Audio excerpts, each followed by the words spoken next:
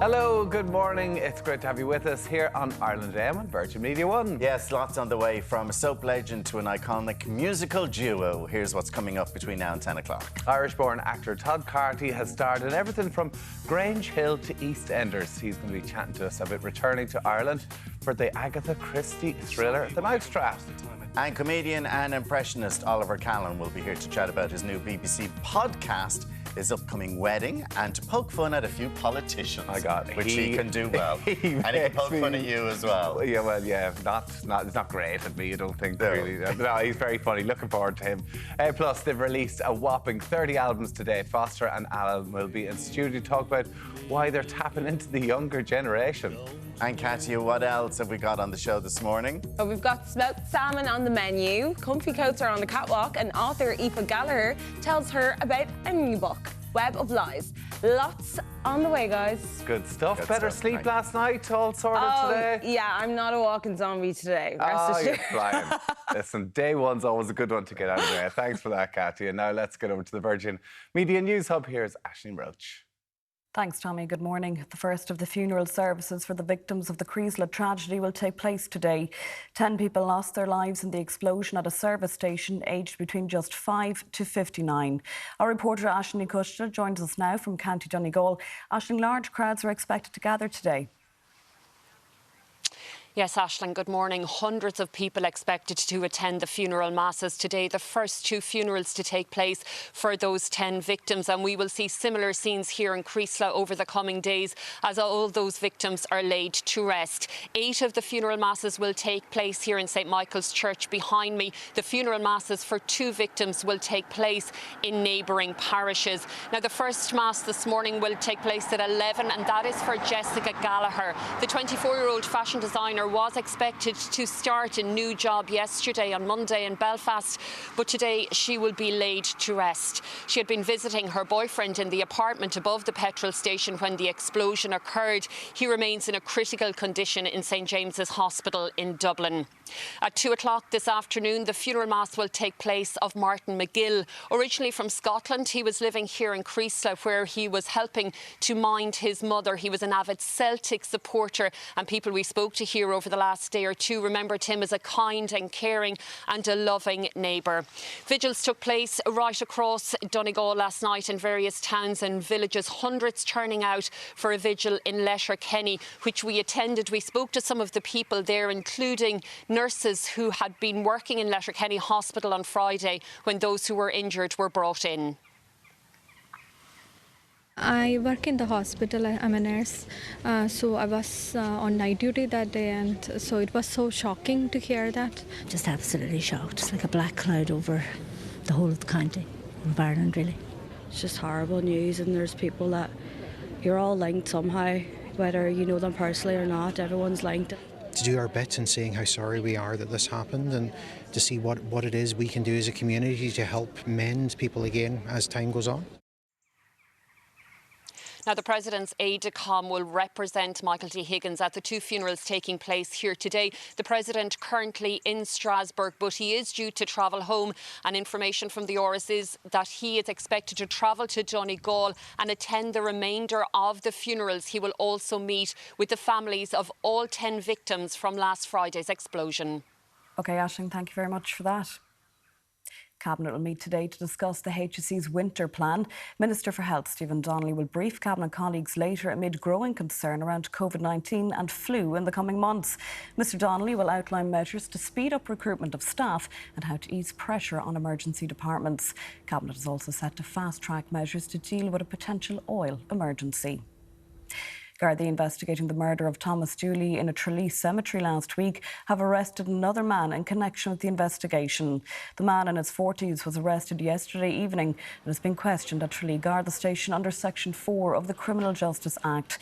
It's a third arrest as part of the investigation into the death of Mr Dooley, who was killed while attending a funeral in Rathaus Cemetery last Wednesday. In other news, the US has condemned Russian strikes on Ukraine. The US said the brutal attacks had hit non-military targets, including a university and children's playground, and promised ongoing military aid. Vladimir Putin said the attacks were retaliation for Saturday's explosion on a key bridge linking Russia to Crimea. For car insurance, van insurance, or home insurance, call the Quote Devil. Unless, of course, you've got money to burn. This morning will be mostly cloudy with patchy light rain or drizzle moving in across parts of Connacht and West Ulster. Elsewhere it'll be largely dry with a mix of cloud and some bright spells. Highs of 8 to 13 degrees. Across the day, more persistent rain will develop in Atlantic coastal counties. Highs temperatures of 11 to 14 degrees this afternoon in moderate breezes. Tonight, outbreaks of rain will spread eastwards across the country early tonight, along with some mist and drizzle. Drier and clearer conditions will develop towards dawn, lows of 10 to 13 degrees. And that's your weather outlook. For first-time drivers, young drivers, returning drivers, if you've had an open claim or have had too many penalty points. The Quote Devil's always got one hell of a quote. Now, still to come this morning, we'll be crossing live to Creeslough as the community prepares for the first 2 funerals of the victims who died after that explosion at the petrol station last Friday. Ireland M is back after this short break.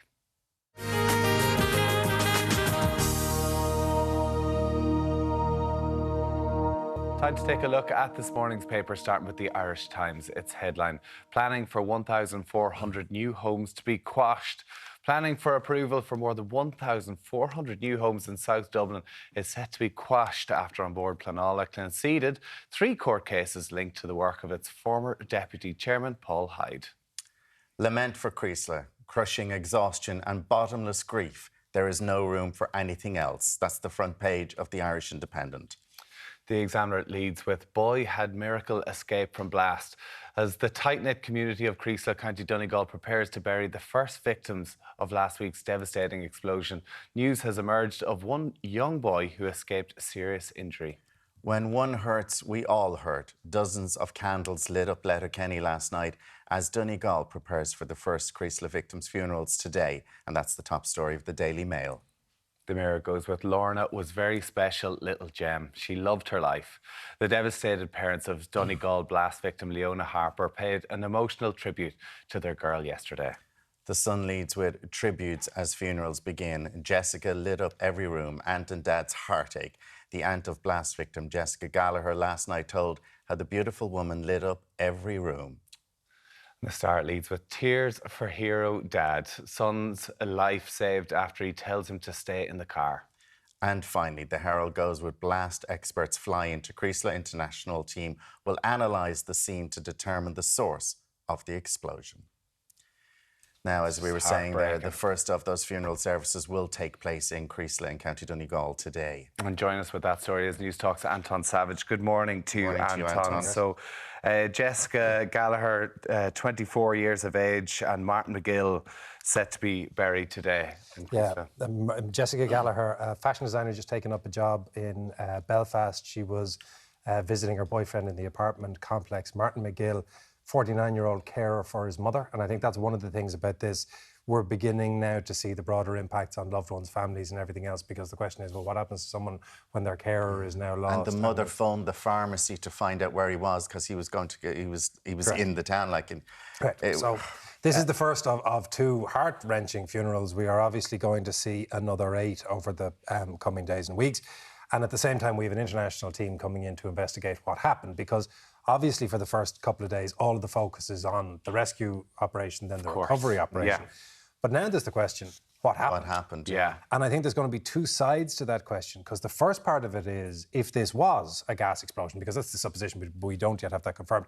If it was a gas explosion, how come? Because modern gas safety technology is fairly foolproof, so you would wonder how such a thing could happen. So that's the first question that'll have to be answered. The second question is, how is the damage so significant?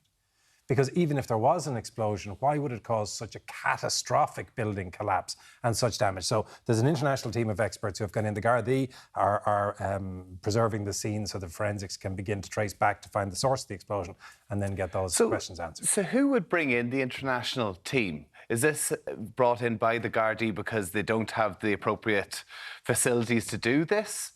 And they feel... We assume so, yeah. That would just... I think the expertise is not here. Yeah, the Guards are going to have bodies to, or they're going to have experts to forensically analysed common occurrences. So whether it's road accidents, there's a division of road accident forensics. They'll have forensic specialists who deal with burglaries, deal with assaults. I suspect gas explosions being so rare, it's unlikely that they have a specialist team. So yes, they would look internationally. I would be surprised if there aren't also a fair degree of Irish experts from Gas Networks Ireland or wherever else it might be who are facilitating it. But yeah, it is such an uncommon occurrence, which goes back to the gas safety thing. It is rare to see this kind of thing, so there aren't that many people who are expert in it. And the village there today, those funerals, and we have to say that Jessica's boyfriend, who she went to see, Connor, he's in St. James's with very bad burns, and he is in a very serious condition there, so extensive She's just come up burns. to visit him. Yeah. I mean, it's just, it's so horrendous when you read some of the stories as well. I was reading this morning about little Shauna Flanagan, Garvey as well, she's 5. They've put a little unicorn teddy in her seat in the primary school. It's just the most heartbreaking of story. And of course, the funerals will be continuing on as the week goes on. But with Jessica's and Martin's today, listen, we have to send our condolences out to the family and people who knew them as well this morning. Let's move on to other news that has taken place as well. This is another one. So we know what's going on with the Jerry Hutch trial. I mean, to think now they're going to have a serious security operation around this because they actually fear that the Kinahans... It has to be a huge security. Could be looking to target and intimidate some of the people taking part in it. It's sort of, do you remember, you know the Russian dolls where you open one, there's a smaller one inside and it works all the way? It's like that only with intimidation and criminality, because the first layer of it is the Jonathan Dowdall. Yes. And there are concerns around his security because he's obviously a witness in the case, and there's a concern that Hutch associates may wish to target Jonathan Dowdall because if he, of course, doesn't testify, that makes a significant difference to the way the case will run. Secondly, then, because there are going to be a lot of Hutch associates in and around this trial at the Special Criminal Court... To intimidate Jonathan Dowdall. Or to attempt to intimidate, to give support, or to whatever it might be. You then have a series of Kinahan associates who the Gardaí fear, well, they will now go and follow some of the Hutch people home, because there's a sense that the Kinahan organisation is a busted flush because the Americans have rolled in and we've seen some significant arrests. That ain't the case. You know, there are still there's still But this is it, because that's what I hear, is that net is getting closer and closer on that Kinahan gang. So to think that they're still very much on the lookout for... But there will be. I mean, the security around Jonathan Dowdall must be huge at the moment. Like, I mean, absolutely massive. I mean, and then there's talk that even when he turns and gives his evidence and turns, like, with the states, to give states evidence, that he may still end up in prison. Surely if he ends up in prison, he's a dead man.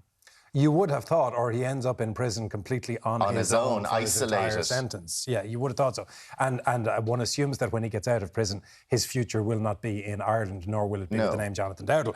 But there's him, there's Hutch, and then there's the Kinahan, and all of this is falling on the Gardaí to provide security for the entire thing, while everybody comes in and out of the criminal courts down in Park. Which are the taxpayers covering it, really. Yeah, but I mean, I wouldn't be, you know, you have to give credit to the guards involved because of all the assignments to get, being told you have to provide security for this. By God, that's a tough ask. Yeah, because you just really don't know what's going to happen. No, and you don't know your own personal... I mean, if you're... Your own personal safety, that's what I mean, yeah. You go back to the Regency murder and you look at what happened at that. Men with assault rifles in 2 waves storming a building full of people. If they're willing to do that, what are they willing to do when the stakes are even higher? I mean, when they talk about active members of the Kinahan cartel will also be there and attempt to follow the Hutch crew to their homes.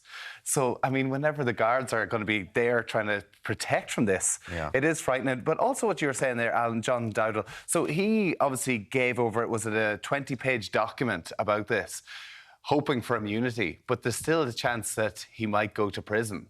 Is that something that the Gardaí have up their sleeve, that it's up to their Well, I've never discretion? been 100% clear on this, but I don't think we are as big into plea bargaining here as they are in the States. So you may get, the judge may look more favourably on your sentencing because you have been of help to the state. But that, as far as I know, does not absolve you from any underlying crime if that is what's found. We're only really going off what we see in television programmes with this sort of stuff, really, isn't it? It really is something like that. And that will continue. That's going to be going on for the next weeks or even months. They were saying even into the new year. OK, the Irish dancing scandal continues. Sorry, can I add one thing, by the way, Alan? Because there has been a debate recently about the Special Criminal Court, and I think this is a useful thing to say just about it. That there's no juries. Correct. Yes. Special Criminal Court is judges only, no juries. Why? Originally because of terrorism in this country, so you couldn't intimidate the jury into making a decision. If there's this much pressure on security for the witnesses in this case... Can you imagine the jurors? Can you imagine a jury facing into this? No. So if ever there's an argument for saying it is handy to have a judge-only Special Criminal Court... Who would want to be on that jury? You would be terrified for your life. And again, even if you're one of the three judges are humans as well. They're going to be sitting there thinking, I have to... So it is a brave thing for the people who are involved, but thankfully... The Special Criminal Court. That's why the Special Criminal Court is Sorry, there. I cut across. Yes, no, the Irish dancing scandal continues. You love this. And Riverdance has stepped away going, I'm sorry, guys... We're not going to sponsor anything until you get your act together. As Oliver Callan says, the jig's up. Exactly, yes.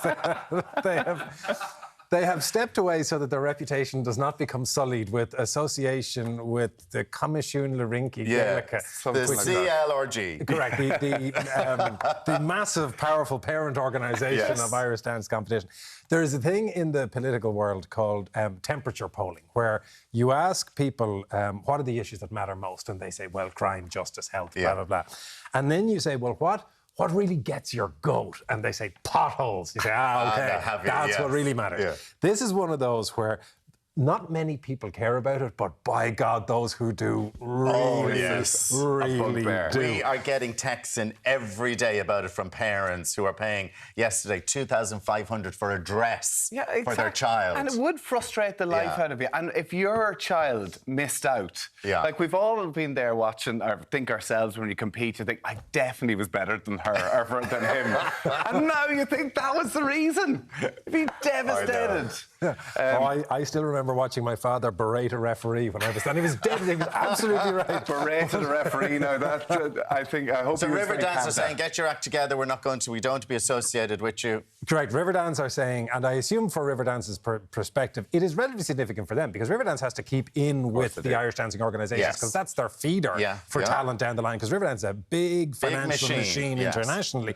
But what they have said is, we have been giving sponsorship for things like advertising and all that for competitions organised by the CLRG. We are not going to do that henceforth until we see that all of your act has been cleaned up. And there is one little legacy piece of sponsorship which was in place before all this hit the news. They're going to honour that, but at that point afterwards they're saying, OK, take action. And one of the things that you regularly see in sports and in competition is everybody worries about ethics until suddenly sponsors pull out and then they get really focused on money talk. See what happens. What do you mean the sponsors are gone? We have to mention, though, because they get no government funding, the government can't really do anything. But Sinn Féin have asked for the CLRG to appear before the Oireachtas. Is that right? Yeah. Now let's just do this? Say that sentence slowly. Let's take all this out of proportion. I mean, the Sinn Féin want them to appear in front of an Oireachtas committee. Yes.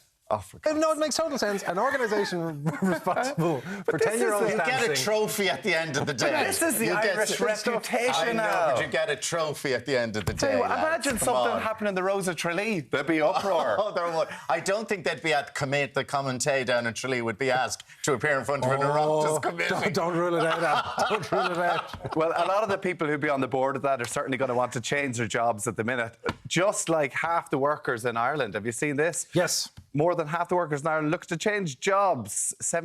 56% are saying they want to change, and the 76% is the reason that they want to change, which is money. Surprise, surprise. I love this because whenever you talk to management experts, they say leadership is about empowering, it's about listening, it's about empathy, and you go, and then you say, what do you want? Give me cash. Yeah. Just give me more money. It's like the Maslow hierarchy. It's self-actualisation. And at the bottom is money. Don't think so. But Anton, 57% they said they were struggling to pay bills. Yes, there's it is a recurring... So it is a thing, this cost of living crisis at the moment. Now, the one thing that needs to be said in relation to it is what's funny about the money as a motivator for changing jobs is it maps regularly to people's decision to change jobs. Why did you leave? More money.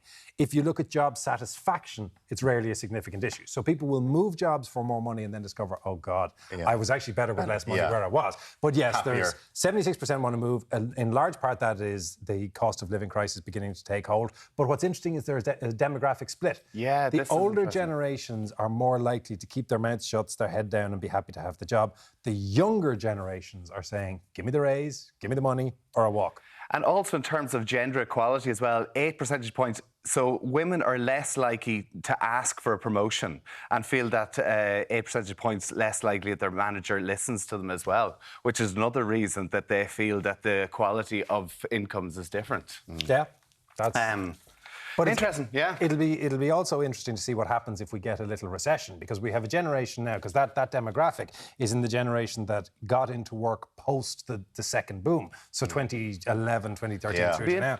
It'll be interesting to see how the It would be interesting to see how people at home feel about this as well. Is this something that you're thinking about? Are you happy? Are you happy in your job? I'm enjoying my job. Are you enjoying your job? We're all enjoying our job. When the alarm goes off, not so much.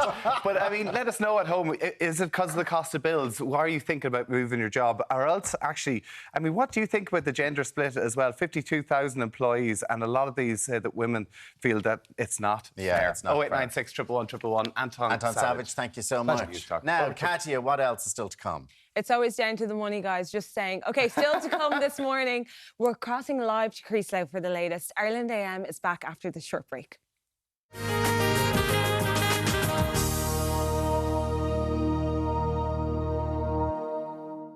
Today sees the first two funerals take place after the tragic accident in Donegal last Friday. We can go live now to Creeslough in County Donegal, where our reporter Aisling Roche joins us. Good morning to you, Aisling. We know those first two funerals are happening today for Jessica Gallagher and Martin McGill. What can you tell us about the arrangements? Morning, guys, and morning from Creeslough. The sun is just coming up here in Creeslough this morning. The church here behind me, St Michael's Church, is the church where many of those funeral masses will take place over the coming days. The first two funerals today, it'll be a very, very difficult day for the community here in Creeslough. A very small community, only about 400 living in the village, and every person is expected to attend every funeral. The first mass takes place at 11 o'clock, and that's Jessica Gallagher. Jessica was a 24-year-old woman. She was a fashion designer. She had been expected to start a new job in Belfast yesterday. Instead, today, she will be laid to rest. She had been in the apartment above the petrol station on Friday afternoon. Last, she was visiting her boyfriend. He's currently in a critical condition in St James's Hospital in Dublin, and that's where Jessica was when the explosion occurred. When her body was brought back to Creeslough on Sunday evening, loads of locals lining the road holding candles as her remains were brought home. At 2 o'clock this afternoon, the second funeral will take place. That is Martin McGill. Martin was originally from Scotland, and he was living here in Creeslough helping to look after his mother. He was an avid Celtic supporter, and the photograph his family released at the weekend was of Martin in his Celtic jersey. The club saying on Twitter that it will hold a moment's silence during its match this evening, and also the members of the team will wear black armbands in memory of the victims of the explosion here on Friday. So those first two funerals to take place today, but it will be a very difficult week for the community here as we see numerous funerals take place over the coming days. And Aisling, could you tell us anything about the investigation into the cause of this absolute tragedy? Yeah, so once the search and rescue operation was stood down on Saturday evening, then the Garda investigation commenced, and the aim of that investigation really is to see if they can find the cause of this explosion. International experts in blast analysis have been brought in to help with members of An Garda Síochána. The Gardaí's technical bureau remain on the scene. The scene remains sealed off, and there was some structural work done yesterday on the petrol station, the erection of wooden timber and some concrete to make that what remains of the petrol station structurally sound. Those international experts will visit the scene there. They'll examine everything that remains at the petrol station. They'll also examine and analyse the rubble and the debris that was removed from the scene on Friday evening and over the weekend. And they're looking for any evidence or any information that might help them pinpoint the exact origin of the blast. Gardaí naturally treating this as a tragic accident, but their investigation will continue to see if they can find the cause of the explosion. And Aisling, you've been there for the last couple of days. How are the community rallying around, coming together for this? And in particular, the younger community, the likes of the local schools? Yeah, it's a really, really difficult time for the community here. I suppose nothing can prepare any community for what has happened over the last couple of days, but they have an extremely strong community, and you can see that just by talking to people in the village, walking through the village. I suppose one example is there's a little coffee shop that is right across the road from the petrol station called the Coffee Pod, and the lady who runs that shop, Siobhan Carr, she left her little coffee shop open on a 24-hour basis right through the night on Friday night, Saturday night and Sunday, and that was there. They provided free tea and coffee and food to all the emergency services that were working there over the weekend, and to the likes of us, the journalists who have to come down and cover stories like this. There's also supports being put in place in the schools, the primary school here where little 5-year-old Shauna Garvey was attending, and supports being put in place in Mulroy College in Milford where the two teenagers, James Monaghan and Leona Harper, were in attendance, and those supports hugely important for the pupils and students in both those schools. They'll have returned to school yesterday, and their friends and their students that were in the class with them over the last number of weeks and years perhaps are no longer there, so it is hugely important that those supports are there. I know supports are also being put in place for the emergency services that would have been on the scene on Friday, a hugely traumatic experience for them.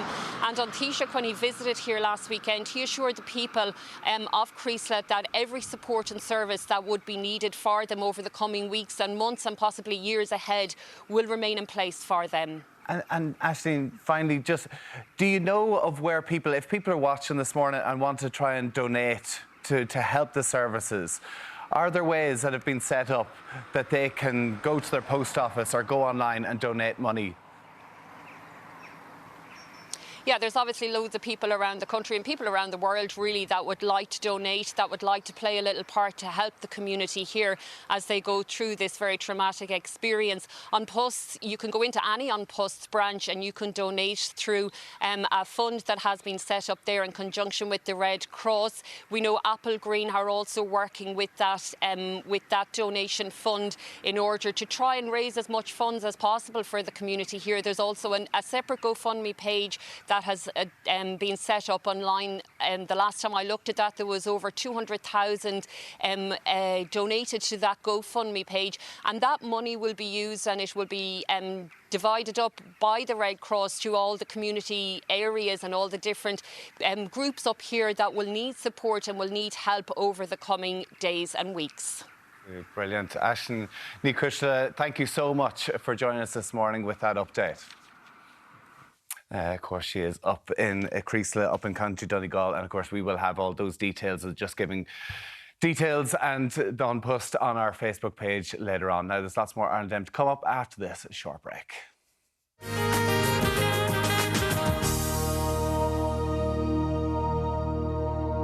Alleged election rigging to microchipping, conspiracy theories have been running wild for the last few. We always more than the last few years. Here to discuss is journalist and author Aoife Gallagher, who has a new book called Web of Lies. Good morning to you, Aoife. And I was just saying to you there, myself and my husband Carl, we row very seldom, but over this type of thing we row because he actually gets sucked into it. And when was your first introduction to the world of conspiracy theories? Yeah, like my first introduction, I suppose, in an unprofessional capacity was in my late teenage years when I watched two particular films. One was called Zeitgeist and the other was called Loose Change. And I think a lot of people will be like, oh my God, I watched those because they were huge at the time. And what were they about? Tell us. So they were, Loose Change was about 9/11. Oh, yeah. And it essentially put forward this idea that 9/11 was an inside job, that, you know, the Twin Towers didn't fall in the way that people And my husband assumed. believes all this, that there's no way a plane would bring those buildings down, that they were blown up by the American government. And I'm going, why would the American government blow these buildings up? I swear to God. Listen, I watched Loose Change as well. And that was a long time ago, though. I think things have, like these conspiracy theories have gotten even to a more complex scale nowadays. Yeah, in some ways. But in a lot of the ways, I think that 9/11 conspiracy theories really set the scene for what we see today. Because a lot of people, they would gather in these like online communities and they would swap kind of tips and things like that. You have people that kind of put themselves forward as experts in certain subjects and will kind of speak with authority. They made films, they went viral online. So in a lot of ways, it's the same thing. It's just kind of ballooned massively now and it's everywhere, as opposed to kind of being I suppose, siloed in certain places online. And in terms of like these conspiracy theories, like, was there a time when you watched, say, Loose Change, for instance, about, like, did you get sucked into it and then all of a sudden have to decide, actually, no, that's a load of rubbish? Or I definitely got sucked in. How, when you're younger, do you kind of decide, actually, this is right or this is wrong? It's funny because I think it was a different time, right? So as much as I was sucked in by it, I don't think it changed the way I live my life or something like that, you know, anything like that. But I've talked to friends who also watched those films back then. And I was like, can you imagine if the pandemic happened then? Like, I would wonder which way we would have swung because it would have been very fresh in our minds. But really when I realised that those films in particular were nonsense was when I started working in Storyful and I started looking at this subject matter for a living, really. And I decided to go back and I went to watch Zeitgeist, actually, was the one I went back to watch. Okay. And I was about, and that's in 3 segments, and I went back to the 9/11 segment, and I was about 5 minutes into it, and I heard the voice of Alex Jones. Okay. And I actually just nearly laughed to myself, because I was like... And he's in court at the moment as well, isn't he? Alex Jones is in the news a lot recently. He is essentially one of the world's most famous conspiracy theorists. And he's in the news at the moment because of his the conspiracy theories that he spread about the Sandy Hook elementary school shooting. And he's now, it's been taken home to roost for what he did to the parents of those children. Yeah, I think he's paid 40 million or something now. Now, the book focuses a lot on the anti-Semitic conspiracy that's become for generations, right back in history. Yeah, very much so. I think what's really interesting about, what I call super conspiracies or super conspiracy theories, these kind of overarching ones that say that there's, a small group of people kind of behind the scenes that are controlling everything and manipulating everything that happens in the world. What you actually find when you look at these is that the same narrative has been repeated over generations, over centuries. I take it back to the Illuminati in the book, but the real pivotal moment was when the Jews started to become the centre of this conspiracy. So it was the Jews control the media, they control the financial world, they control elections, and that narrative became a big element of Nazi ideology. You know what I mean? And then, essentially, in the kind of years or in the decades, I suppose, since World War II, that's been kind of the overt, anti-Semitic elements of it have been kind of painted over. So now they call it the New World Order. But if you kind of scratch under the surface of that, you'll find that the people that are implicated in that are Jewish people. So that's kind of, to me, it's a really dangerous element of it, because especially in the online world, if you get sucked into the kind of the conspiracy theories that don't have the overt anti-Semitic elements, you could go down the rabbit hole far enough that you'll eventually come across that. And I see it all the time. All the time. Yeah. And then if you move on and you move up to recent elections in America and then with Trump, I mean, he poured fuel on this that just blew it up, because to him, everything was a conspiracy. It was all fake news. Everything was conspiring against him. There was this, there was that. And it really got very nasty and very worrying. I'd be worried that man would ever get back into power again. Yeah, and the thing is that even if he doesn't get back into power, the effect that he has had on such a massive percentage of the population of the US is absolutely insane. His, in my opinion, his presidency was defined by conspiracy belief. Yeah. QAnon was really the biggest conspiracy theory that's kind of associated with him. And for anyone who doesn't know what QAnon is, I'm jealous, number one. But it's essentially a really wild conspiracy theory movement where Trump is the savior of the world and he's saving the world from who, they claim to be this group of elite satanic child traffickers. And the end game in QAnon world is called the Storm, where all these people are either arrested or executed, and Trump is kind of stated as the... But the frightening thing about this is not a small group of people in a room. Huge. This is a mass organisation across America. Yeah, absolutely. And Trump now is leaning into QAnon more and more all the time. Like before 2020, he kept them at arm's length for a lot of the time, but now he is openly promoting their memes and their hashtags and things like that. So what draws people to this? How do you get into this whole conspiracy theories? is it online? Is that the root of it? Or what, you know, the algorithms that are being pushed to you? Kind of like an echo chamber? It's like Carl sees something. Like, can I give you an example? He said to me about Hillary Clinton. Did you hear about Hillary Clinton and the child... she was like, this child thing in a pizza shop in New York. So that's they were slavery, child slavery in a basement of a pizza shop in New York. This was the conspiracy theory that was going around that Carl was telling me about. And of course, there was no basement in that pizza place. Yeah, exactly. That was the precursor to QAnon. So that was Pizzagate, and it kind of morphed into QAnon then. But you know, I think in today's world, yes, people find conspiracy theories on the internet, right? But conspiracy theories have been around forever. So it's not just the internet that's pulling people in. And I actually spoke to a couple of psychologists who I found this really, really interesting when I was talking to them, because they said that people get drawn to conspiracy theories when certain psychological needs in their life are not being fulfilled. Oh, God. So their need to feel safe and secure in the world, the need to know what's going on in the world, and the need to feel good about yourself in your social circles.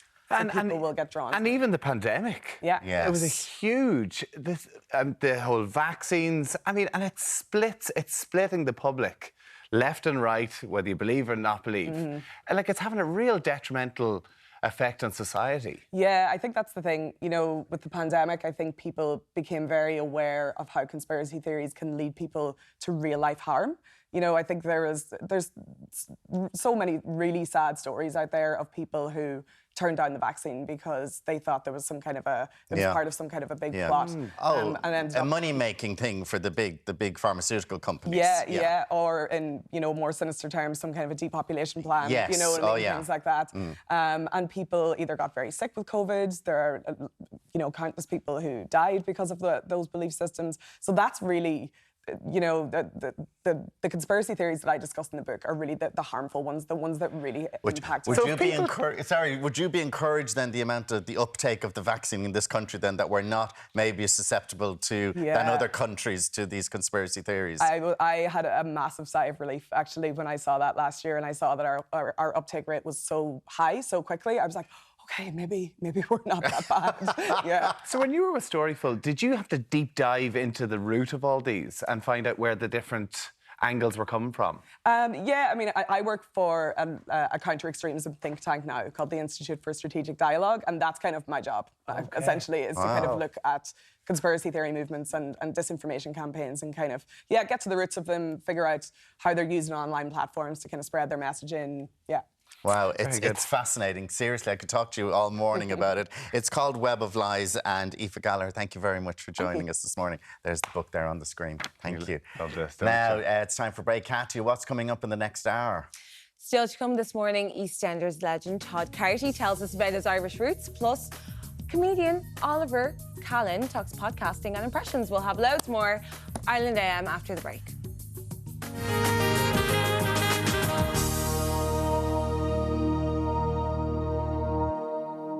You're very welcome back. Now it's time to take a look at this morning's paper, starting with the Irish Times. Its headline, planning for 1,400 new homes to be quashed. Planning approval for more than 1,400 new homes in South Dublin is to be quashed after An Bord Pleanála conceded 3 court cases linked to the work of its former deputy chairman, Paul Hyde.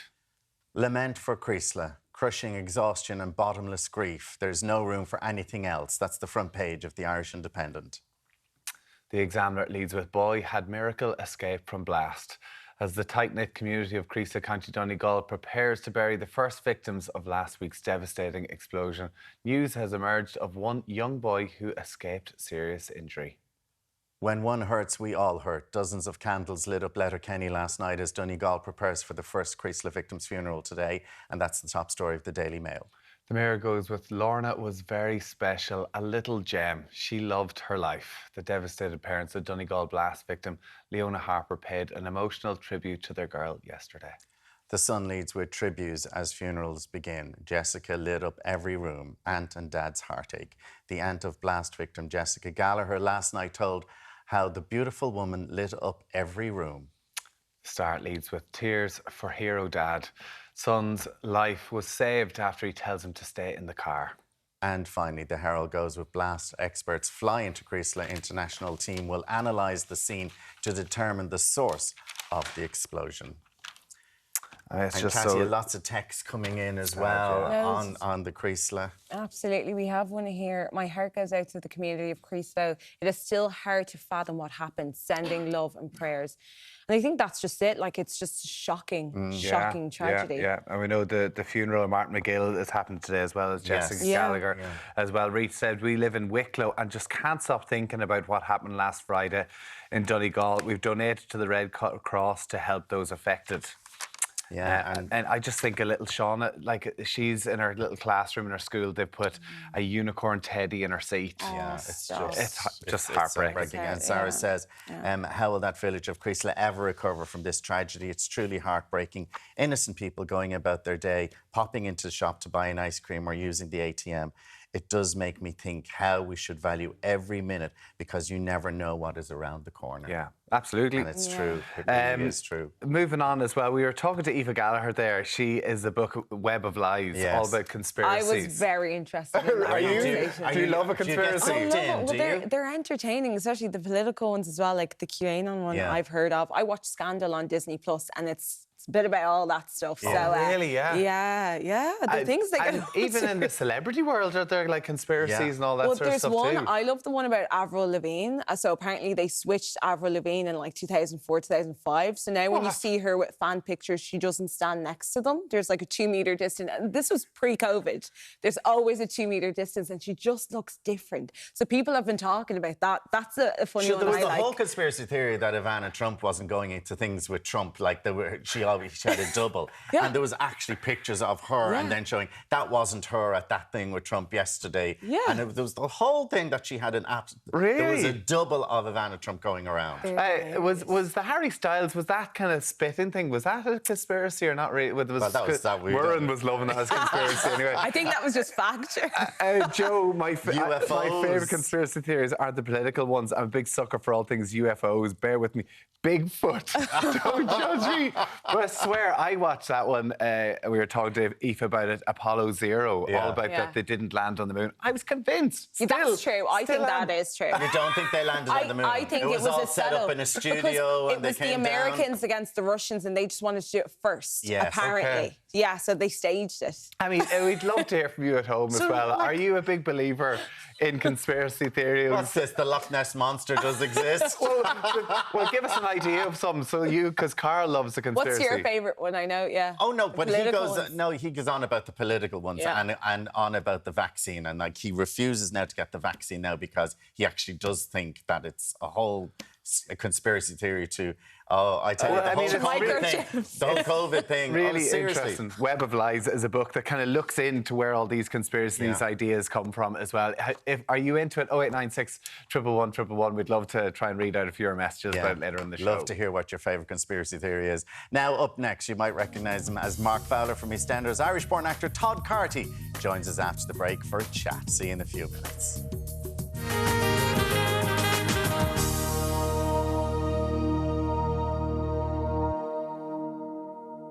Well, you may know our next guest from shows such as Grange Hill, EastEnders and The Bill. Now, before we chat to the actor Todd Carty, let's take a look at some of his most memorable roles.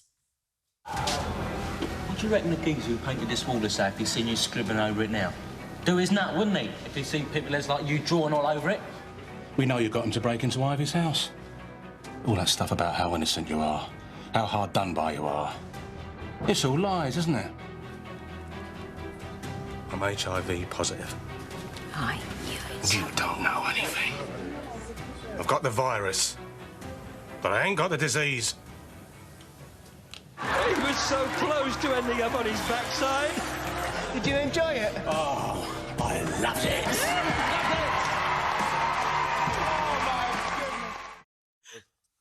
Oh, love it. You've got to talk about Todd, that you've done a few things in your time. Good morning to you. Thank you so much for joining us, because I know a late like last night, because the mousetrap is running at the Gaiety at the moment. Yeah, we've been there for about a week. We've got another week. We're there until Saturday, then move on to Cork. But it's at the Gaiety Theatre, famous, lovely, old-fashioned Matcham Theatre.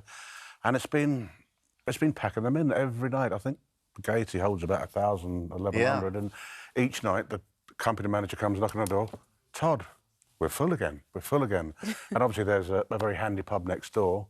Yes, there's a couple of pubs around where you are. Just only a few in Dublin, of course. But, you know, the barman informs me that they're really buzzing. I think they're buzzing because they feel part of it. They're amateur sleuths. But tell us about the Mousetrap, the Agatha Christie's famous one. 70 years it's going. And I mean, it's the one that survived the West End for the longest. And people, you're asked at the end not to reveal the secret, the big secret. I think Agatha Christie must be doing something wrong. She's no longer with us. She's up there somewhere, writing away on a typewriter. But, yeah, we're celebrating the 70th year of The Mousetrap, and the audiences are our new best friends because they're working it out. Yeah. They've got these 6 people or strange misfits that arrive at this mysterious country manor house, and they've got to go through the process of who they think is bumping people off, because there's already been a murder, and they happen to be in this Monkswell manor in the middle of the country, in the English countryside, and everyone's got to decide, little shifty look, oh, I think it's her, little shifty look, oh, I think it's him. And when I was in the West End watching it, there were a family, they brought their family, 13-year-old and a 14-year-old, and they were arguing themselves. I was in an aisle seat. It was him, it was her. So they really get into it. Do you ever have anyone spilling the beans before the show ends? Well, I'm worried that on this TV programme, I'm going to be one that's going to spill the beans. Because my son was helping me with my beard before, and I was reading the lines and went, Dad, you've just given it away. So I'm glad I did it in the kitchen rather than doing it on live TV here in Ireland, you know. Oh, it's great. I mean, you have had such a wonderful career, and when you go all the way back to Grange Hill, or not Grange, Grange Hill, and Tucker Jenkins. Yeah. I mean, that changed your life. Completely. It's your first role. Completely. It changed my whole... I mean, anonymity, it's a hard word to say this time of morning, was a thing of the past, really. Because, say, I went to school on a Monday, say Grange Hill came out on a Tuesday, by the Wednesday going on the tube to school on the tube, your life would change. Anonymity was a thing of the past. People went crazy for it. So, and that character really struck a chord, because I remember Grange Hill, but I don't remember all the characters, but I remember that one. Well, Tucker was a cheeky chap, and he enjoyed his life. He was cheeky to the teachers, and I think maybe he could get away with a lot of stuff on TV that you couldn't do in real life. And I think people always like a bit of a rebel. So, and do you remember the first time ever being recognised? I do. It was on that Wednesday in 1978, somewhere in February, and instead of just sitting there reading my comic, I went, that's that bloke from Grange Hill, that's Tucker. And teenagers have a slightly different way of recognising. I say, what a jolly good chap you are. It's, look who it is!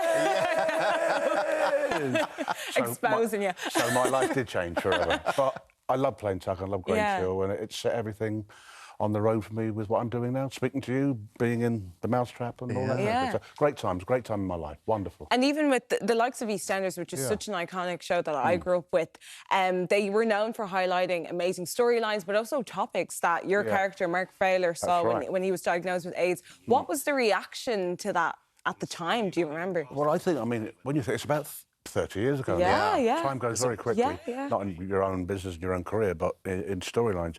It had an amazing response because they worked very closely with people like Terence Higgins and all the wards that had HIV patients. But now, 30 years down the line, I spoke to a consultant. He said if it wasn't for EastEnders, not the job that I did, but the job that the writers and the researchers did, we're now getting very close to not necessarily a cure, but treating the virus and almost eradicating it. Never will eradicate all diseases and all viruses, but they're getting pretty damn close. And thanks to EastEnders, they've had an amazing effect on it and on the NHS. Because it was a very hard-hitting story at the time, and because people weren't really talking about it back then. When the producers came to you and said, we have this storyline for you, what did you think? Well, I mean, EastEnders can take credit for it. I mean, I think actually Grange Hill touched on it as well, and so did Brookside, but they didn't do it in such an intense fashion, I think. So they decided to go with it. So we had all the help we could get, and we decided we're going to go for this. And thanks, 30 years later, it's become a reality that it's much more treatable now. And people live longer. We're speaking about EastEnders.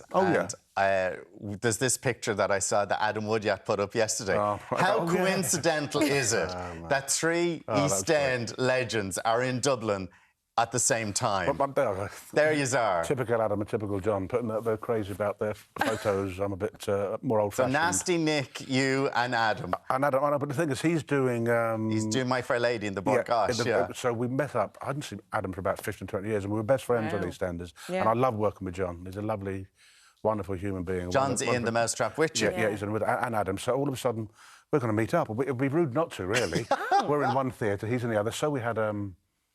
Well, I had a few Guinnesses, and they take it easy on that.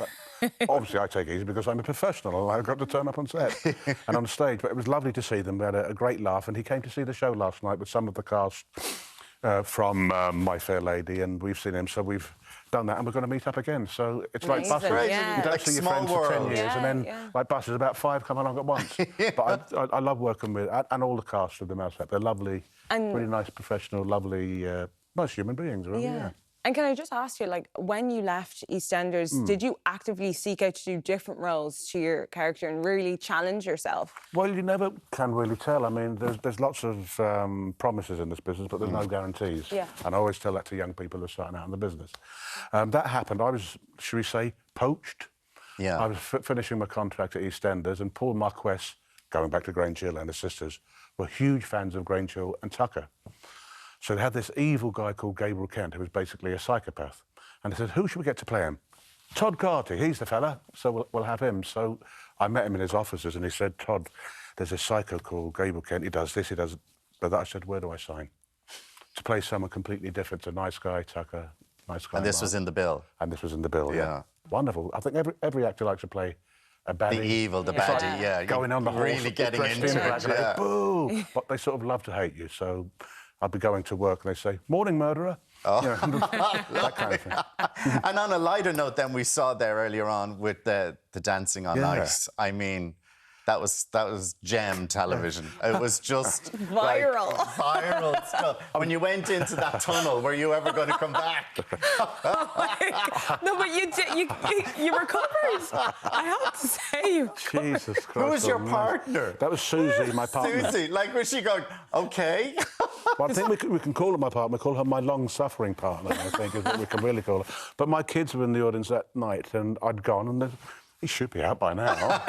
So I was flat on my back, 2 big 12-stone guys. I said, what do I do? They picked me up and threw me actually back on the ice. That's why I came a little bit more wobbly. But going back to my children, they said, where is Dad? They thought they'd never see their father alive again. But thankfully, I lived to tell the tale, and it's always there. And I knew you two guys would bring that up. Thank you very much. I know, but it was such great classic TV. Yeah. Thank you very much. No, it was great. It got a lot of attention, and I'm not the ice skating...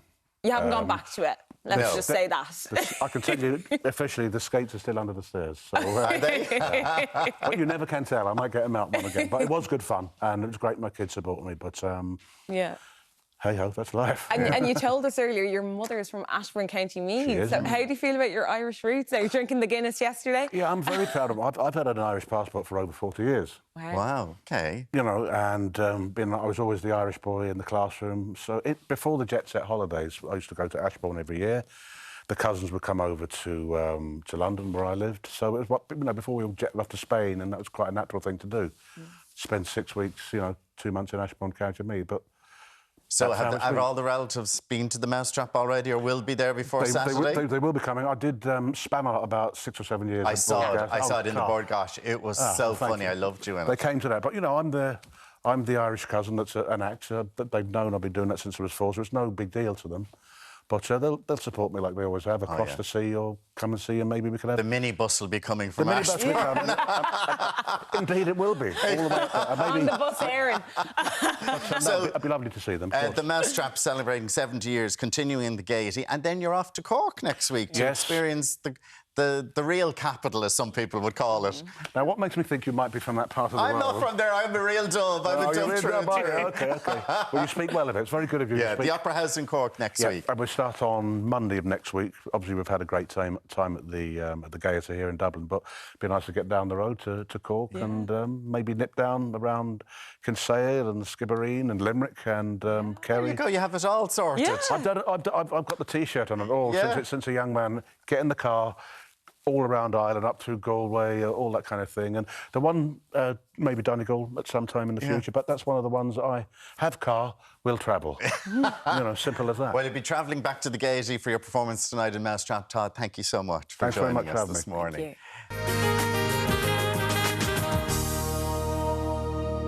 Now, if you have a dinner party planned, we have something quick and quirky for the starters. Yes, Edward Hayden is making cold pancakes.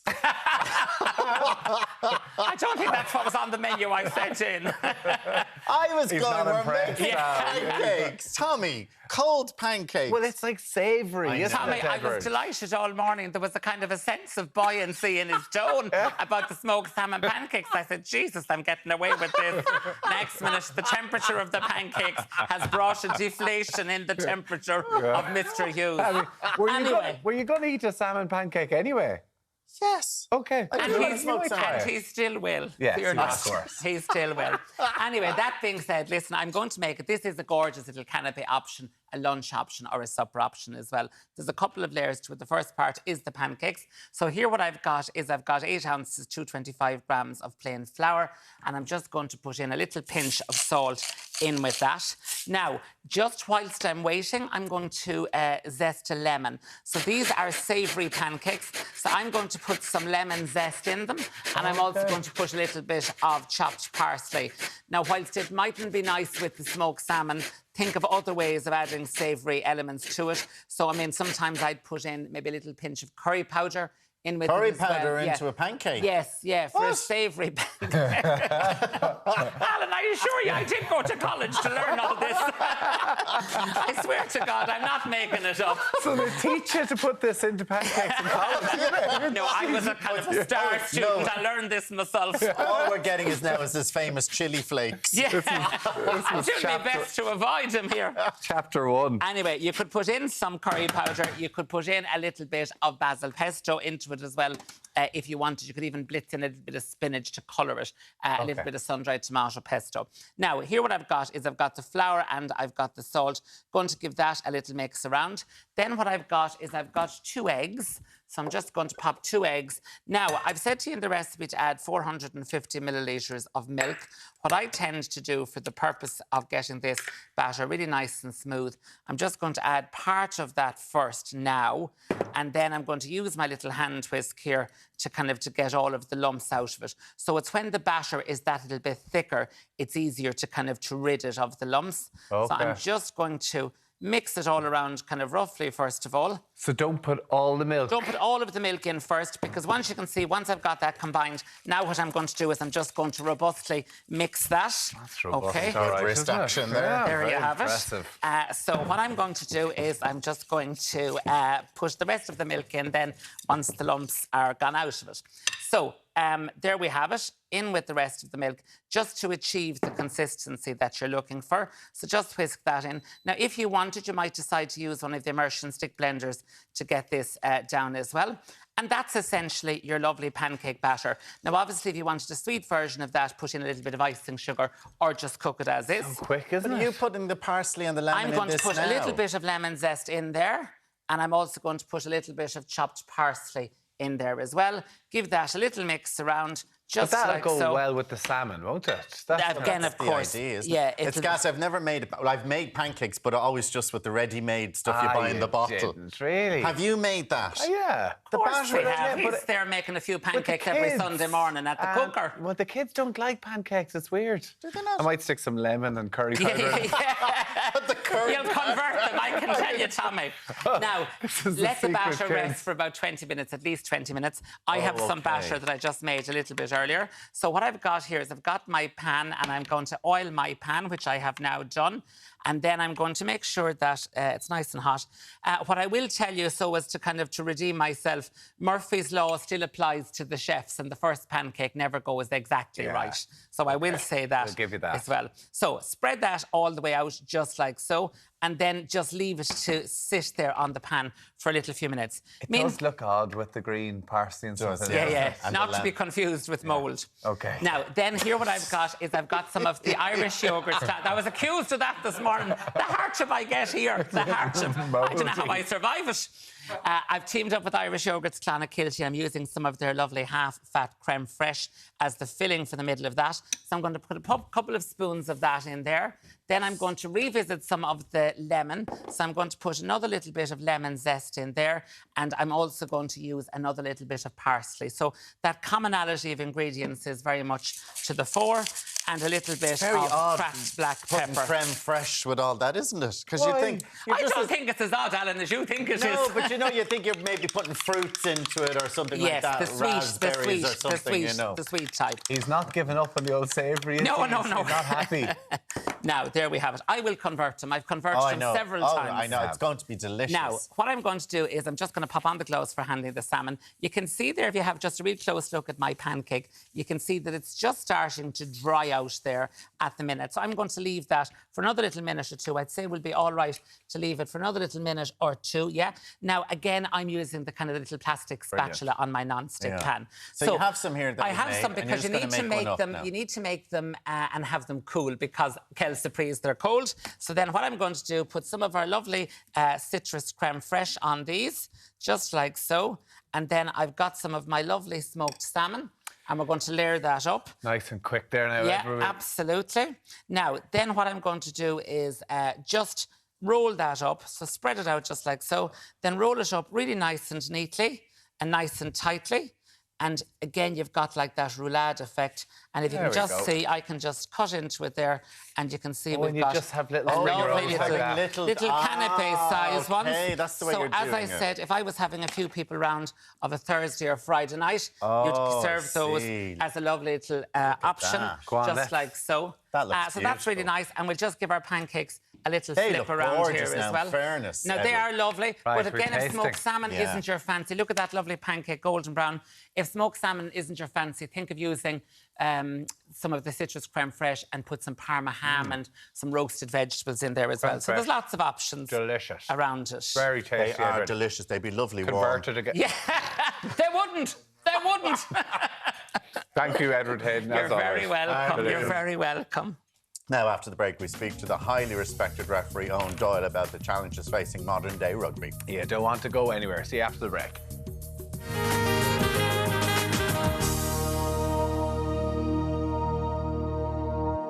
From wrapping the Five Nations, touring rugby internationals and a World Cup, our next guest is a former rugby referee that's done it all. He sure has, and now he's gone and written a memoir about it all. Owen Doyle, good morning. Great to have you with us. Good morning. Thanks very much. You're welcome. Owen, you've written a book. You're writing in the Irish Times, which is an article I love reading. But it's about refereeing. You know, how did you become, or why? Because I always wondered this. Who wants to be a referee? Well, probably right now, nobody.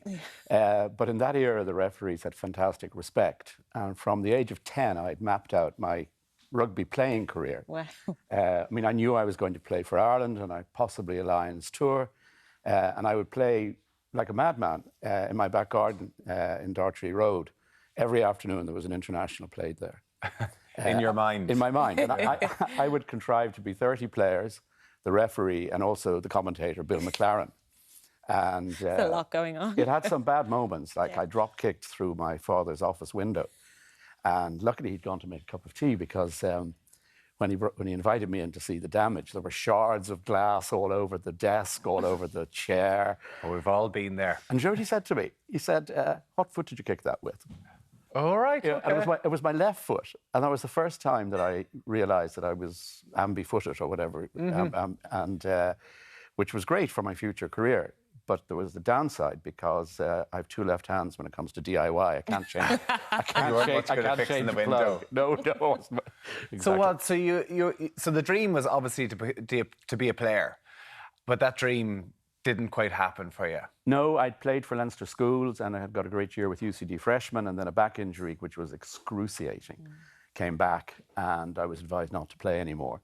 And, you know, there was a strange sort of sense of relief in the background because I'd gone through a period where I couldn't put my socks on for 4 months. Okay. And I was lying on the floor watching television. And when this specialist said, "Owen, look, time has come." But I was absolutely also shattered. And then I met Ham Lambert, who had gone through the same thing, but he had played for Ireland in the 1930s, and he was a friend of my dad's. And he said, "Look, Owen, you can sulk, or maybe you can think about refereeing." And I was absolutely shocked, because even though I'd met some through my father's involvement in rugby, I probably thought they were all a bit mad. But actually they weren't.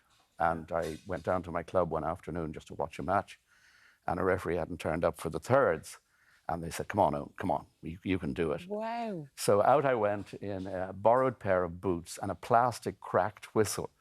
So it was a very inauspicious start to what eventually happened. It's such a different world compared to what you see now. Yeah, it's like you were learning on the job. Well, that's what you did. There was no real training. You taught yourself. And I mean, I got dropped at one stage when I was on what was called then the interprovincial panel. So you do Ulster and Munster and matches like that. And I had a few seriously negative matches. There was one incident with Mike Gibson, the famous centre, who was my boyhood hero. And he was going down on a ball, and Munster were hacking through at 100 miles an hour, and Colm Tucker caught Gibson on the back of the shoulder, and I think he broke his collarbone or something. But I decided it was an accident, which in Ravenhill was not quite the right decision at the time. But at least I wasn't a homer. You learned that quick. I learned that quick. Do you kind of... Like, this was a referee back in the 80s and the 90s. You refereed the Five Nations, you refereed World Cups.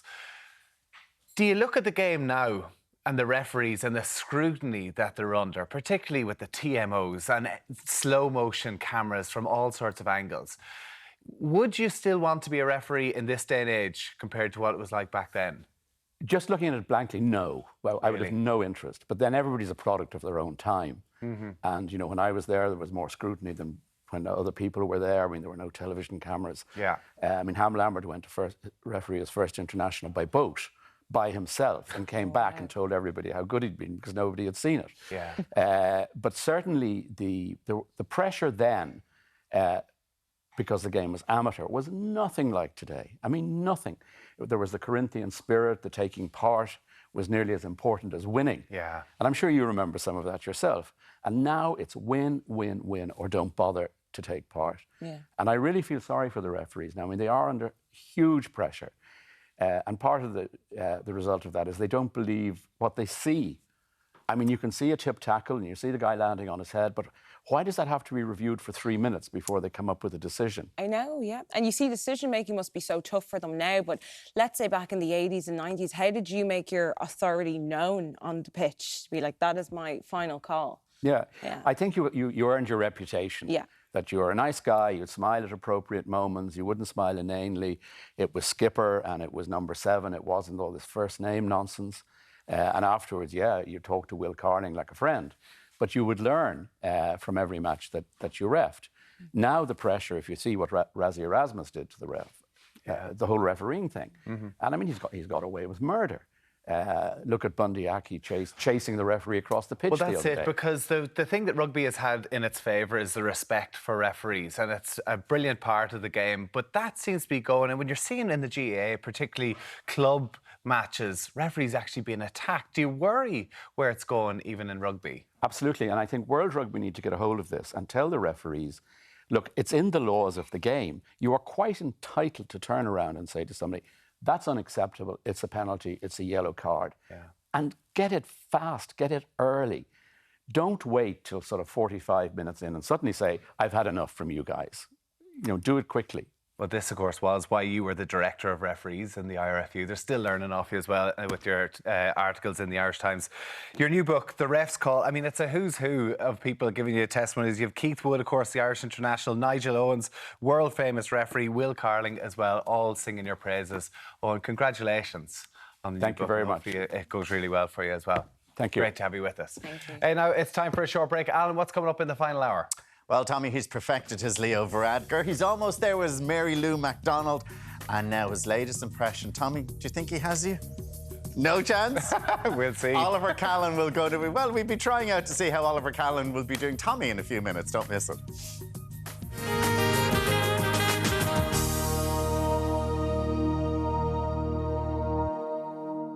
Very welcome back. Now, we were talking earlier on, Alan, about half the workers in Ireland are wanting to change. So in making the news, Katia, 56% of Irish employees are looking to leave the workforce or to move to a new job because the pay is not good enough. Well, I totally resonate with that. Like, up to 2 years ago, I used to work in the financial sector and I hated every minute of it. And the reason I changed from job to job was always because of a different, like, paycheck. Exactly, but like no one's really happy But there. did you hate the financial sector? Was it well paid, or did you just thought it wasn't the career for you? It was well paid, but it just wasn't for me. Like, I was possibly like one or two girls of like a massive office just full of men, and it was very mundane. And for some people, it's an important job. People need to work in that sector, but just not for me, guys. Well, interesting that, because actually it's talking about the gender equality as well, and saying that 7 percentage points likely that men to say they were fairly rewarded financially. So men were saying that they were rewarded financially, but actually just saying a lot of the women they will never go to their boss and ask for a promotion. Would you have asked for a promotion? Would you have had the one that would rock up and go, do you know what? I've been undervalued here. I need more money. Guys, I'd never. And I hate that. I say that about myself, but I'd be so scared. You'd have your one-to-ones every quarter and they'd be like, yeah, maybe like a 1%. And you'd be like, okay, thanks. That's so generous. Thank you. Listen, guaranteed Alan will be in there once every week complaining. And Margaret's going, I wish people would stop complaining. To even have a job these days is a great thing. And if you don't like your job and you don't have to stay. Well, I suppose you do have to stay if you have a wife and kids and mortgage and stuff like that. Well, that's what Tina said. If you don't feel appreciated in your job, leave. Tina said a lot of jobs don't pay enough these days. It's harder to get a promotion because employers seem to want to keep staff on a low wage. How is anyone supposed to afford a mortgage when they're just on an average worker's wage? There you go. Yeah, okay. Absolutely. Keep those texts coming in. Now, coming up, comedian Oliver Callan talks winning over British audiences with his new podcast. But first, we're still getting lots of reaction to Tommy's recent Leo Varadkar interview. Tommy, what have they been saying? Thanks, Alan. We've loads of messages coming through about me interview with Taoiseach Leo Vulture Fund when I ripped him apart there with me bare facts. And this one in from Aisling. Fair play, Tommy, for challenging that Leo absolute expletive, insulting word expletive on housing. A joy to watch, and also you're a ride. Thanks a million. There's another one here. Tommy, finally someone takes on that Leo eye roll emoji, vomit face emoji, Bradford. A joy to see you kick him right between the ledge bags. And I think that texter's also sent me in some nudes. People are just so nice. Now, I don't have time to read them all because there's actually 10 of them. 10! All right, enough. I do love the text messages. Do keep them coming in. Thanks very much, Oliver Callan. After the break. That's so funny. We're laughing way too much of that.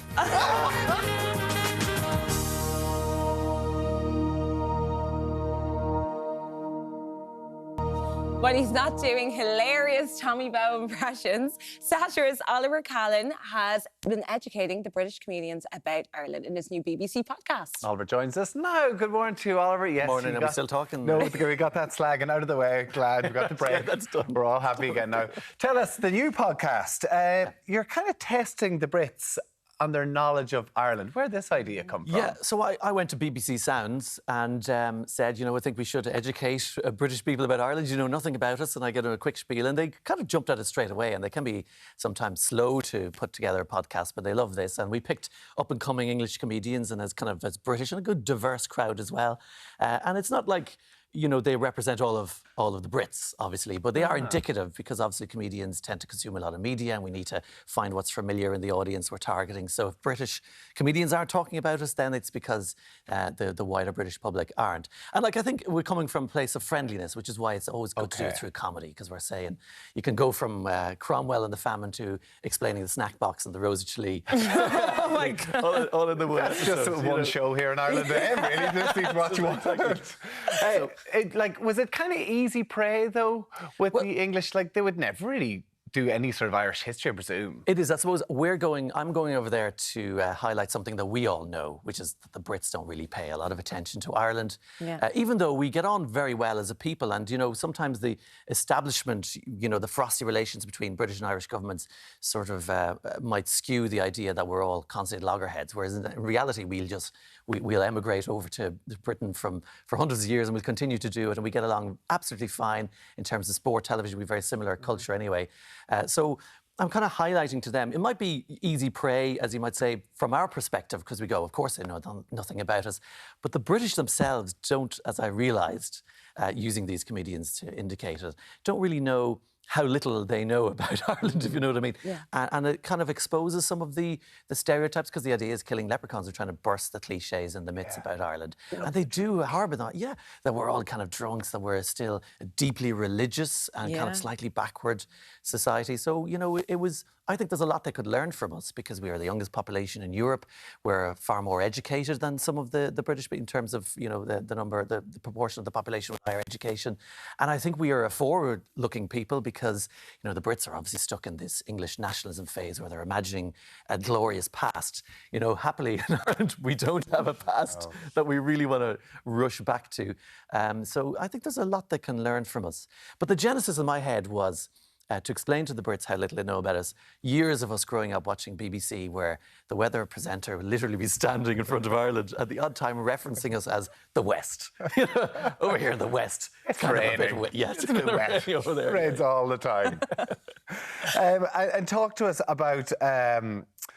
in the podcast, there's a Great Britain, Hate Britain. What's that little bit about? Yeah, so for a bit of fun, we have different rounds. So, we're killing the leprechauns, we enter the leprechauns. So Great Britain, Hate Britain is we invite these English comedians who didn't know what they were getting in for, other than to do a show with no research, because we wanted their organic knowledge in Ireland. And we're going, tell us, some of the good things you think Britain has done for Ireland, and some of the bad things. And, the clue was one list is slightly longer than the other, famine, Cromwell and so on. But some of the good stuff, which I think was actually for some of the Irish audience, we obviously live and die by our counties as our identities. And the Brits gave us the counties, starting with King John, the Magna Carta guy. King Henry VIII famously divided Meath into Westmeath and Meath. A lot of the counties, so some counties that just have purely British names, like Wicklow, Wexford, are just English names because their translations are so completely different. Loch Garman, and in Wicklow, Tommy, the Irish for Wicklow. Not a clue.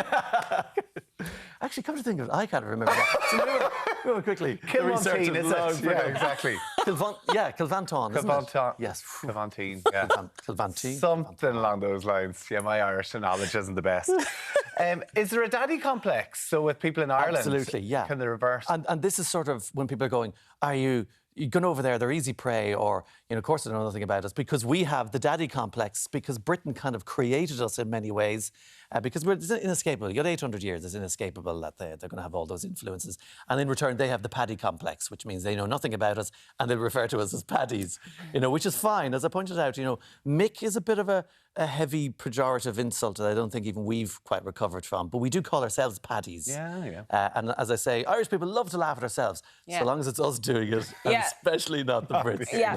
Well, you met King Charles back in 2019, and you said you were pleasantly surprised with the interaction. Tell us about that. Yeah, no, this is the thing, because we've seen through hard experience in the last 6 to 7 years that the British politicians are absolutely clueless about Ireland, whether it's Boris Johnson talking about the border between North and South is as seamless as getting from Camden to Westminster, whereas the British royalty actually are fascinated and have good knowledge on Ireland, as we discovered when the Queen came here in 2011, and when, because Prince Charles, as he was when I met him, was touring Ireland to visit every county in Ireland. And I couldn't believe, because it was a small dinner, it was a British ambassador's residence, and very warm personality. He's great crack, essentially. And I was saying, no, and I'm representing us, Tommy, you need to come up to Monaghan at some point. And he went, that's the one with poetry. And yes, Paddy Kavanagh. So I was there lobbying him to come to Monaghan, but it was on his list, and he knew enough about us. I mean, if you said Monaghan to Liz Truss, I know. She would just do the starry-eye kind of bobblehead thing, going, yo. or any of them. So I kind of have a good bit of mass for Charles, as I'll call him, obviously. Yeah. What about, because of course Callan Kicks, you do the impressions. What about Mary Lou? Mary Lou, would you enjoy? Yeah, Mary Lou was That's a been hard the one. hard one. She was a hard one to crack, but I think I've got it because there's the way she speaks with a list of things to do, Tommy. And I think it's very important you do a list and then you do a big strident flourish at the end of it, followed by a stink eye.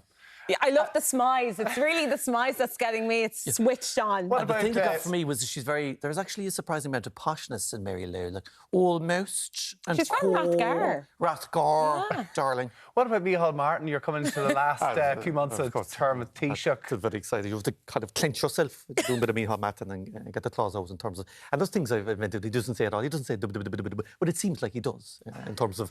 And I've only 2 months now in the top job, and I can smell the pension. I can smell the pension coming. Smell it very important from Cork. But of course, no, it's very difficult. I'm not going to do the sofa after what you did to Leo. Got above. Well, I hope, Leo, you're still happy enough. We can still be friends after that chat we had. Well, just won't do the blinking thing again. But no, I was quite shocked, actually, with Tommy. I mean, my last demographic in the world are kind of rugby bros. So I was kind of astonished. I mean, it's not my fault that people haven't, done enough homework to become the Taoiseach and a ledge bag before the age of 40, because I'm more or less 40. And it made me quite sad. And I think there was always a bang of shinner for him, wasn't it? Yeah. Selling shoes in the... Is he selling shoes in the car park again? Yeah. Absolute disgrace.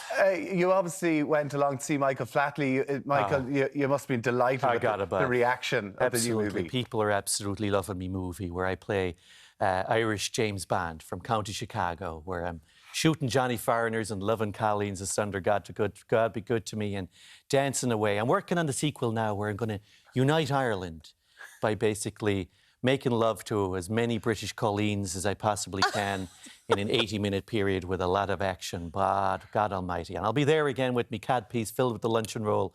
Off we go. It's going to be great. Blackbird 2. Kate Millionfold shows to you as well, Michael. Tommy Bowie, you're a lovely creator. Oliver, listen, it's a pleasure to have you in with us. Of course, your new podcast is on BBC iPlayer. It's BBC Sounds. BBC Sounds. iPlayer is not available in Ireland, but the sounds are. In Bits, Killing Leprechauns. Prince Charles. And of course, Callan Kicks as Shop well. you in the Crown next. Which I love listening to as well. Terrific show, yeah. Hey, and best of luck with getting married in a couple of weeks. October bank holiday, yes. Yes, around that weekend. I've spoken so much about the wedding, I was told, do not go on about the bloody wedding again. Because people are obsessed with weddings. We're all obsessed, particularly on this show. Never mentioning it again. And anyone that doesn't get an invite as well. I wasn't invited, nor was I. Well, neither was I. Thanks very much, Oliver Callan. Maybe the next one. The next one. Great. Time for a break now, but still to come this hour, iconic music duo Foster and Alan will be here and hopefully give me a bit of an easier time.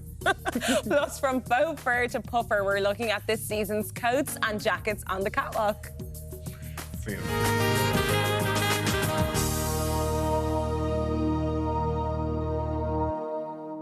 The days are getting colder, which means it's time to crack out the warmer wear. Yes, it certainly is. And here to show some stylish coats and jackets for the autumn is Lorna Weightman. Good morning to Lorna. Good morning. Chill in the air today, so perfect timing. It is. And do you know what? There's no better time to buy a coat than now because the choice is just abundant. And also the coat styles this year, they've changed ever so slightly because they've become such an important part of our outfit. So it kind of sometimes...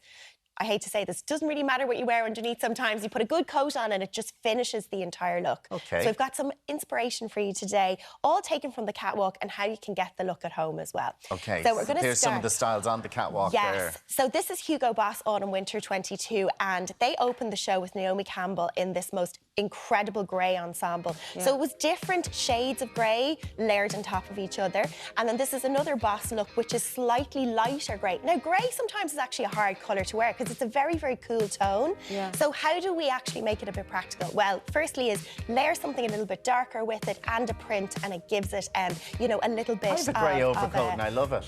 Get it out. You can pull this from home. Yeah, I do. absolutely. I love a grey overcoat and I love it. And what I love about this particular style, this look is from ontrend.eu, is that it has a kind of a preppy element to it, but there's so many different options you can take with it. In a classic coat like this, I like to kind of actually go up a size a little bit so you can layer up underneath it and feel a little bit cozy. So we've gone for the shirt jumper layer underneath it. And you'll notice they're slightly different shades of grey. So there is kind of 50 shades of grey, really. Yeah. And if you kind of multi-tone them a little bit and even add a bit of texture, like you'll see the texture in the knit, it actually balances out the look a little bit and it doesn't look too plain, which I really, really like. And then I am just obsessed with leather trousers, leather leggings, faux leather trousers, anything. It's just such a great thing to have, and it looks great with the coat. You can see the different lines. Really elevates the look as well. Is there a name to this coat because it doesn't have a collar and a lapel type thing? I would just go collarless coat. Collarless coat, okay. Nothing more, nothing fancier than that. What's a shacket or all these things that you come in? Okay. The loafer is having a moment. So if you've been living in runners for the last couple of years like me and you're still not sure about the heels, the loafer is great. These are from purpletag.ie and they are so light. Are they? Yes, Because super they look light. quite heavy. They do, and a lot of the designer styles have a lot of weight to them, so you feel like they're a little bit hard to walk in. Super, super light. Tried and tested with that one. too. Very Ali's preppy. up next. Ali's up next with the first of our two kind of puffer style jackets today. This look is inspired by Ellie Saab. This kind of coloured green, which is slightly brighter than an emerald green, was a really popular colour on the catwalk, which I really wasn't expecting. It was very, very unusual. But then again, it's nice to have a departure from the greys and the blacks and the navies that we tend to. This looks so cozy. Doesn't it look so cozy? Wrap me up in this. It is absolutely, it's so, so stunning. It's from Anastasia. What I love about this puffer jacket is sometimes they can be very overwhelming because there's a lot of fabric, there's a lot of padding in them, but it does have a seam in the middle that has a drawstring. Gives you a nice shape. Doesn't it? It really, really does. Now, you are investing in this because of the price, but it is something that you will have for years. Exactly. What I love about a coat in particular is that they never really date. Like you were saying, you've got a nice grey coat at home. They will last you years and years and years. So if you're going to make the investment, it's about seeing, right, what style am I going to live in forever, you know?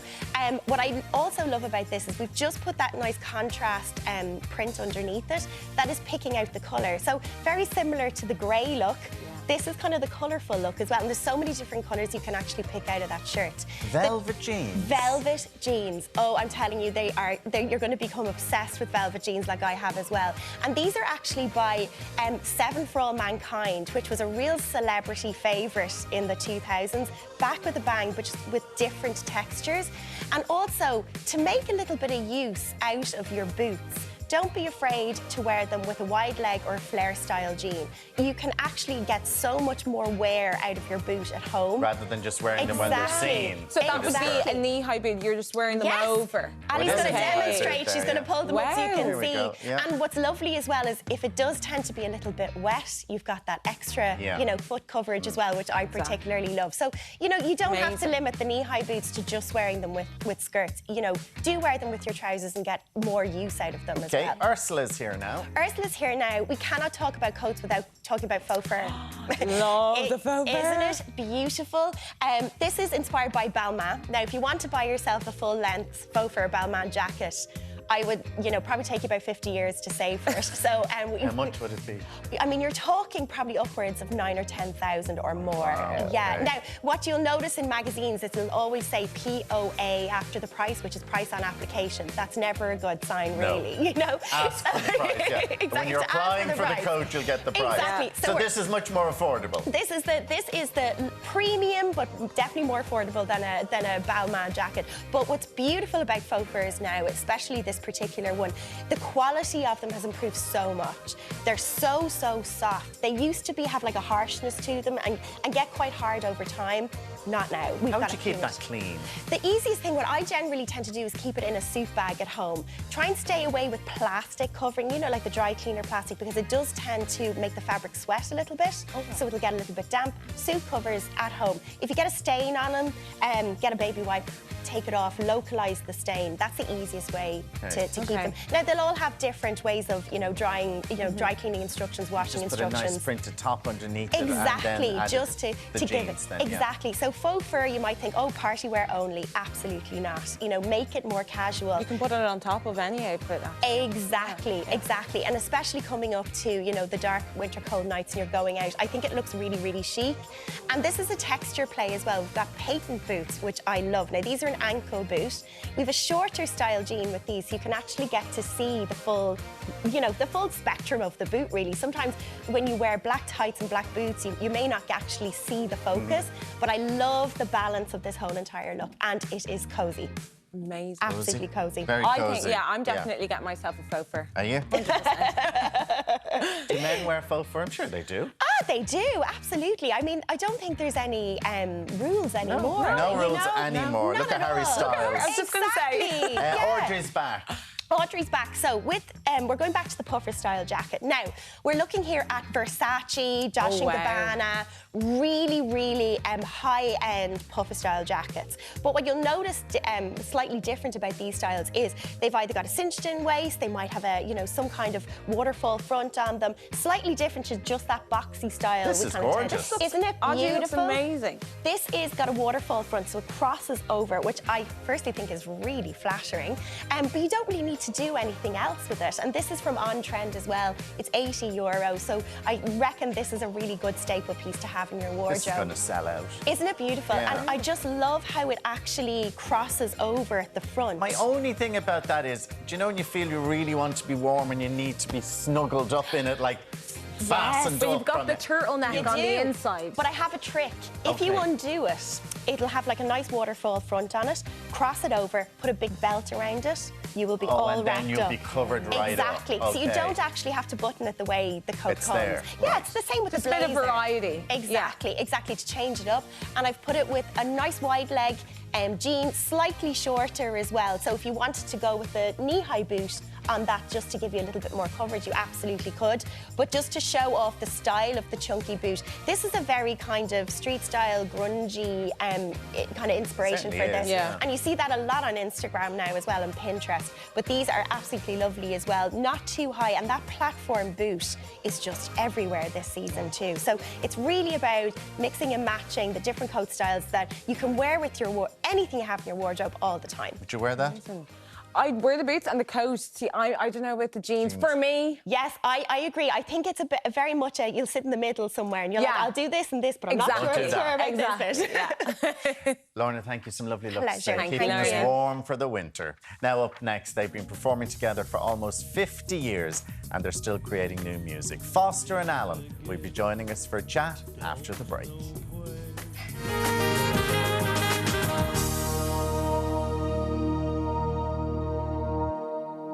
Well, they're nearly 50 years on the road and there's no sign of Foster and Alan hanging up the mics anytime soon. Sure, why would they? Before we chat to the duo, here's a look at their newest single, We'll Meet Again. We'll meet again. Don't know where, don't know when, but I know we'll meet again some sunny day. Keep smiling through, just like you always do. Tell the blue skies to drive the dark clouds far away. Do you not know that song? I tell you what, it's Foster, Alan and Hughes as well, I think. He loves it. Vera Lynn, and We'll Meet Again. And of course, you're doing your own version of it. Good morning and welcome to the show this morning. And of course, like, We'll Meet Again. And when we see the Vera Lynn, because during the pandemic, that song became this sort of nearly anthem of hang on in there because we will all meet again. Yeah, and that's what it's all about. Our Appreciation Society lady, Pauline Wakefield in England, she was getting a lot of calls and stuff from fans wondering, you know, will we be back on the road again or what's going to happen? And we kept saying, look, we will, and we'll see you somewhere along the line. And then it went from there. The record company said, we'll call the tour and the new CD We'll Meet Again. And we went into the studio and put her belted it down, out and that again, was but, it. I mean, Tony, 50 years in the business. Did you think, job. Yeah, you're right. It is. Did you think during the pandemic that that maybe this is getting used to actually being at home a little bit? Or it was, yeah. It was very nice to be sitting at home and not having to go on. It was grand for a while, but then I got a bit. You missed being on the road. Oh yeah. Because we were lucky we could get back into the studio and we got to do things like that, But we missed. I even missed talking to one of Derek Ryan's guitar player one day. We were just saying we missed driving to the gigs. And drive it home, Do you drive that? Even that part of it, yeah. Do you drive together? I know, but I'm just saying, just that whole banter of even just being out. Yeah. He missed the drive and I missed the money. Yeah. Well, listen, you have to find what works for both of you, don't you? Exactly. I mean, and it is great that you are back out again, and it is lovely that you are going to meet your fans again. Ah, yeah, sure. Look at, as we were saying, we're almost 48 years as Foster and Allen, but we're almost 56 years playing together. Right. So, as Tony was saying, it was great in the winter, the first winter, not having to get into a car and drive to Killarney or somewhere. Yeah. And you'd look up at the stars and you said, that's grand, go in and say at the fire. But after a while, the novelty, that wore off as well. And listen, in terms of current time, I mean, you released a song in 2002, My Old Man's Dust Mountain. Yeah. But it was recently on Strictly. That's right. Is that amazing? Do you get a heads up when a song like that is going to be performed? Yeah. And Tony Adams asked for that song. Okay. Which is great. But I think he's a bit of an Irish music fan. He likes the Furies and ourselves and the Dubliners, and he asked for one of those songs for the dance, and to pick that one. And it must be amazing, though, when you see them dancing and it's such an iconic show as well. Oh, class, yeah. I mean, we've been on Pointless, which is probably the second biggest show. Yeah. And they get played then on, which would easily be probably the biggest show. The biggest show on television. It is great. But you've done a lot of TV in the UK over the years, like Top of the Pops and everything. Yeah, we did that back in 82. Yeah. That was the start of it. 40 years ago. 40 years ago. They never asked you back. No. Caused too much damage. Yeah. Went off the road then. Yeah. What was it like? I sure look at it. It was great. We had been used to doing TV here in Ireland. Yeah. And the big thing about Top of the Pops was that I'd never seen it till it was on it, where Tony was a major fan. Yeah. And we flew from America to do it. Yeah. And we had our green suits, and we got more publicity out with the suits than we did out with the song. Well, Top of the Pops was the thing. Everybody, Thursday night, you literally everybody watched Top of the Pops to see where the singers were going. Except you. The two big shows for me was the Monkeys and Top of the Pops. And to be honest. And listen, you are getting involved now in the whole more modern music scene with this documentary, which is fascinating. We saw one of the episodes last week. Tell us about this. You think Top of the Pops was the risk? It was it wasn't so bad for Tony because he is a way wider spectrum range. of music. Exactly. Where I'm a kind of a total Kelly man, and. There's very little Kelly in this new. This is DJ Robbie G, is it? Yeah. That's the man. It was good crack now. So what's the concept? Yeah. I don't know. You were in it. You remember being in it. Just about. It's on again this week, by the way. Yeah, right. You can watch yourself. We'll be in Spain. You can watch yourself. We'll be in Spain. We won't see you. But you performed with rappers, hip hop artists, and gospel singers. Yeah, it was Brian and Ross, the two guys who did the Brendan Grace documentary. Yeah. That's where we met them, and they said, we maybe do something together. So they came up with the concept, and they picked the 6 young artists who was rappers and spoken word music and a bit of all kinds of stuff, And we see here about collaborations all the time. Did you like kind of put a modern spin on it? Well, this was brilliant because, first of all, it was completely out of our range. And it was a challenge. And all the artists were absolutely brilliant. I mean, they were unbelievable. The talent they had, and they were all different. None of them had ever met each other before. They didn't know each other.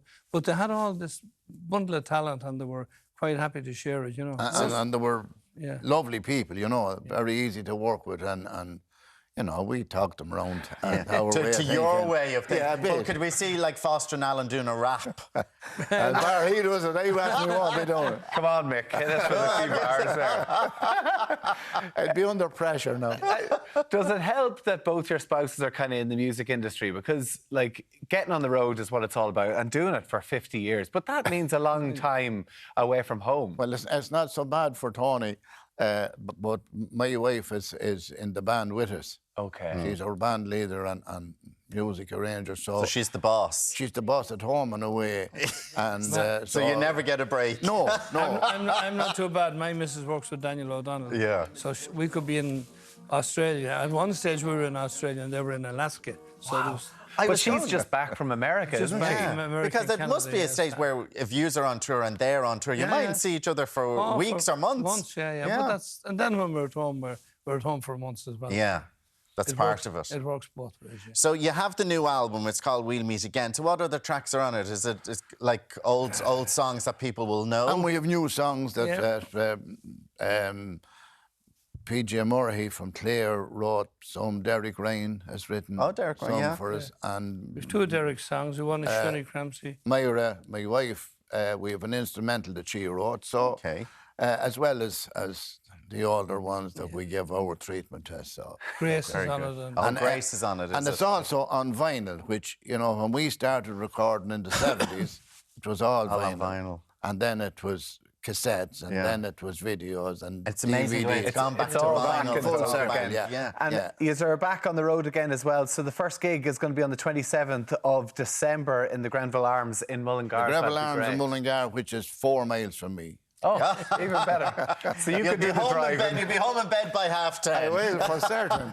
Tony can do the driving and you can count the money. Correct. That's not a joke. He will be home in bed at 10:30. He could be home in bed. And then the rest of the tour is next year, is it? Yeah, we have all into the new year. we have the 29th in Abbeyshrew, which is 20 minutes away from me. Keeping it local. Ah, yeah. Well, listen, Mick and Tony, of course, from Westmeath. Foster and Alan, it's a pleasure to have you both. And, of course, your new album, We Meet Again, is available now. Thank you. Great, so lads. much. Pleasure to have you with us. Thanks, lads. Katie, what's on tomorrow's show? Well, he's a football man that attracts controversy. Roddy Collins will be here with Paul Howard to chat about teaming up for his new memoir, The Rodfather. Plus, she's the makeup artist to the stars. Charlotte Tilbury will be giving us a masterclass. I'm so excited for that. We'll have all that and more on tomorrow's Ireland AM from 7. See you then.